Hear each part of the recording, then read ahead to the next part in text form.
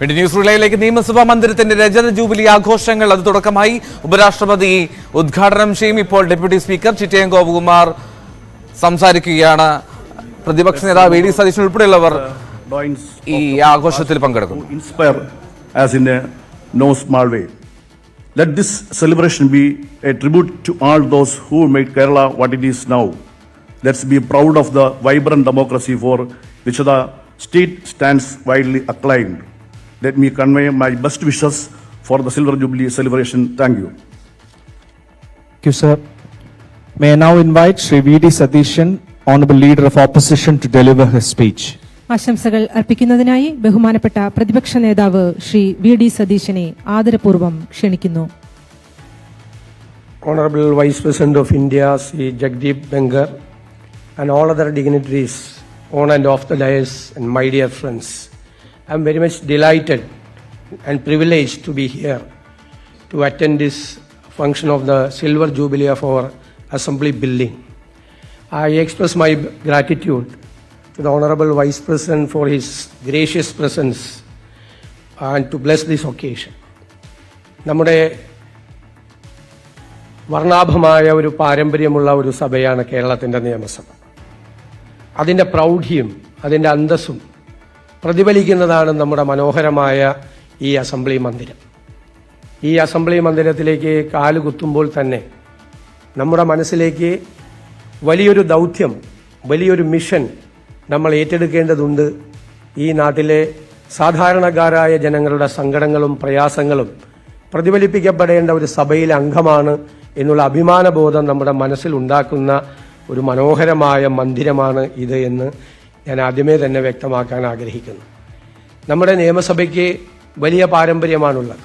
ഇവിടെ നടന്ന നിയമനിർമ്മാണങ്ങൾ, ഇവിടെ നടന്ന ഡിബേറ്റുകൾ എല്ലാം ഈ സഭയുടെ പരിണതപ്രജ്ഞരായ ഓരോ കാലഘട്ടത്തിലൂടെ കടന്നുപോയ തലമുറകളിൽ മാറി മാറി കടന്നു വന്ന ഈ നിയമസഭയിലെ അംഗങ്ങൾ എല്ലാവരും തന്നെ ഈ സഭയുടെ അന്തസ്സും പ്രൗഢിയും ഉയർത്തിപ്പിടിച്ചിട്ടുണ്ട് എന്ന് നമുക്ക് കാണാം.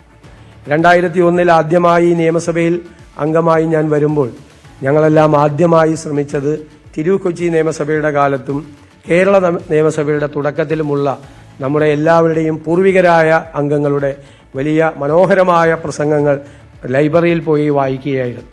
എത്ര പ്രൗഢഗംഭീരമായ ഡിബേറ്റുകളാണ് നമ്മുടെ നിയമസഭയിൽ നടന്നത്. നിയമനിർമ്മാണ വേളകളിലെ ചർച്ചകൾ എത്ര അന്തസ്സുറ്റതായിരുന്നു എന്ന് നമ്മളെ ഓർമ്മപ്പെടുത്തുന്നതാണ് ആ വായന എന്ന് ഞാൻ ഇന്നും ഓർക്കുകയാണ്. എനിക്ക് എപ്പോഴും സൂചിപ്പിക്കാനുള്ളത്, നമ്മുടെ നാട്ടിൽ എപ്പോഴും ഒരു അപ്പൊളിറ്റിക്കൽ സൊസൈറ്റി, ഒരു അരാഷ്ട്രീയ സമൂഹം നമ്മൾ അറിയാതെ വളർന്നു വരുന്നുണ്ട്.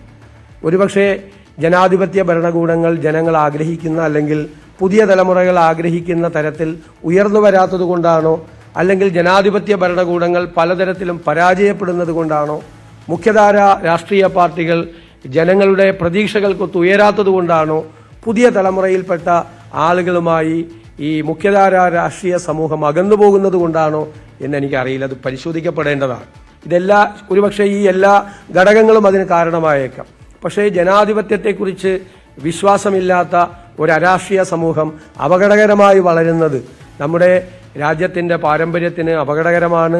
അതൊരു പക്ഷേ തീവ്രവാദത്തിലേക്കും തീവ്രമായ വർഗീയതയിലേക്കും അതിതീവ്ര ദേശീയതയിലേക്കും ഒക്കെ കടന്നു പോകാൻ സാധ്യതയുള്ളതാണ് ആ രാഷ്ട്രീയത. ആ അരാഷ്ട്രീയത ചെറുത്തു തോൽപ്പിക്കാനുള്ള ഉത്തരവാദിത്വം മുഖ്യധാര രാഷ്ട്രീയ പാർട്ടികൾക്കും നിയമനിർമ്മാണ സഭകളിലെ അംഗങ്ങൾക്കുമുണ്ട്. നിയമനിർമ്മാണ സഭകൾ ഗൗരവപൂർണമായ ചർച്ചകൾക്ക് വഴിതെളിക്കുകയും അവിടെ വലിയ ഡിബേറ്റുകൾ നടക്കുന്നുണ്ട് എന്ന് ജനസമൂഹത്തിന് ബോധ്യപ്പെടുകയും അവരെ നിയമസഭാ മന്ദിരത്തിന്റെ രജത ജൂബിലി ആഘോഷങ്ങൾ അത് ആരംഭിച്ചു. ഉപരാഷ്ട്രപതി അത് ഉദ്ഘാടനം ചെയ്യും. ഇപ്പോൾ പ്രതിപക്ഷ നേതാവാണ് സംസാരിച്ചത്. കൂടുതൽ വാർത്തകളിലേക്ക് എത്താം ഇടവേളയ്ക്ക് ശേഷം.